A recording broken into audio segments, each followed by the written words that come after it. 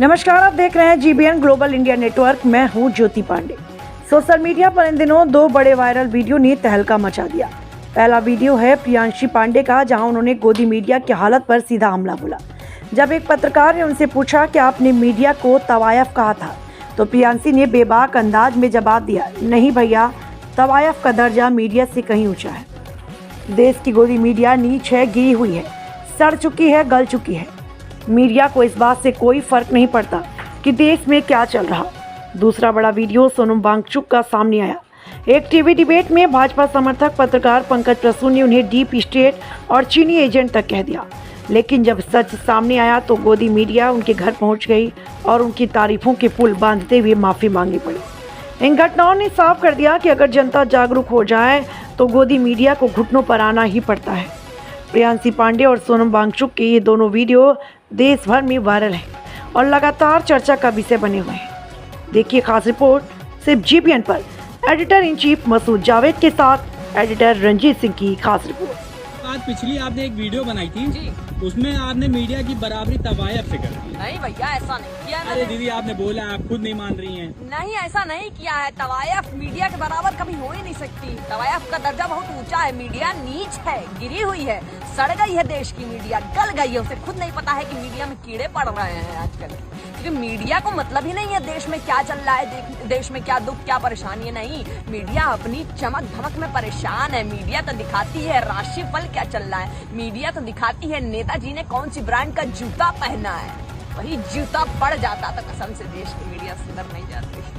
आप तो पोल खोल रही है दिन के दिन। फिर एक बार आप सभी को लद्दाख के इन पहाड़ों से नमस्कार। दोस्तों, यूं तो आप सभी ने और पूरे भारत ने हमें बहुत प्यार दिया है, फिर वो चाहे शिक्षा के आंदोलन में हो या पर्यावरण के लिए समाधान खोजने में हो या फिर चीन जैसे देशों के आक्रमण का विरोध करने के आंदोलन में हो और या फिर लद्दाख के संवेदनशील पर्यावरण के लिए हाल ही के आंदोलन में हो। मगर जो जो ये लद्दाख का आंदोलन तेज होता गया, पिछले 2 सालों में बहुत से हमारे बारे में कहानियां फैलाई गए कि हम एंटी नेशनल हैं, कहीं चीन के हैं एजेंट, तो कहीं पाकिस्तान के, तो कहीं डीप स्टेट के। ये आदमी, मैं पूरी जिम्मेदारी से बोल रहा हूँ और फिर मैं इसे साबित भी करूंगा, ये आदमी लद्दाख में डीप स्टेट का ऐसे, अभी तो इसे आईएसआई बुला रही है, चाइना बुला रहा है। किसको पड़ी है यार बर्फ में अकेले बैठे रहने की, और कहां से उसके लिए ट्रेन समझाना सारे खर्चा रहे हैं। तो ऐसे कई वायरल वीडियोस आप लोगों ने भी शायद देखे होंगे। हमारे छवि को बहुत बिगाड़ने की कोशिश की गई कुछ ताकतों ने। मगर भारत में अगर इस तरह की पत्रकारिता है तो फिर हमारे एक संविधान भी है,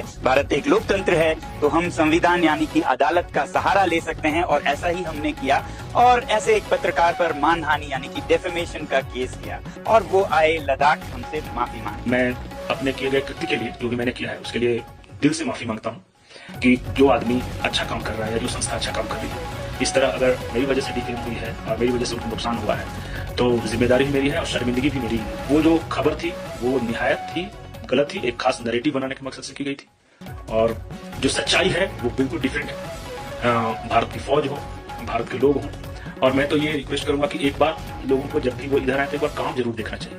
जब आप काम देखें तब पता चलेगा कि सच्चाई क्या है। तुझे चाइना का तीन अवार्ड लेके बैठा हुआ है, अभी तो इसे आईएसआई बुला रही है, चाइना बुला रहा है, अभी भी अगर समझ में नहीं आ रहा है। तो आप लोग भी बताइएगा कि क्या हमें माफी स्वीकार करनी चाहिए, कमेंट्स में बताइएगा। और मैं कल अगले अंक में आप लोगों को बताऊंगा हमने क्या किया, और जल्द ही हम एक पूरा यूट्यूब वीडियो भी बना रहे हैं इस पूरे कहानी पर। इंतजार कीजिएगा, तब तक जुड़े और